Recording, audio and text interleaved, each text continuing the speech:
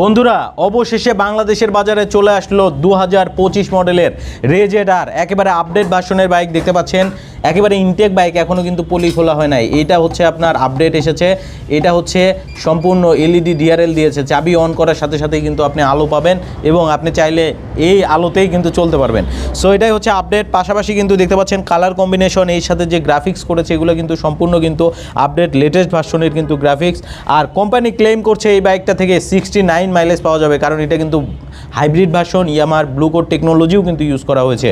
So এই স্কুটারটা থেকে আপনি যদি বাংলাদেশের রোড কন্ডিশন বিবেচনা করেন সেক্ষেত্রে কিন্তু 60 মাইলেজ অ্যাভারেজে কিন্তু পাবেন। অস্থির কিন্তু একটা স্কুটার।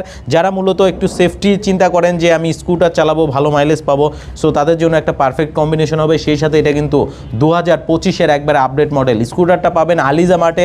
আমি এখন অবস্থান করছি আলিজা মার্টের যে যাত্রা শুরু হয়েছিল যে শোরুম দিয়ে,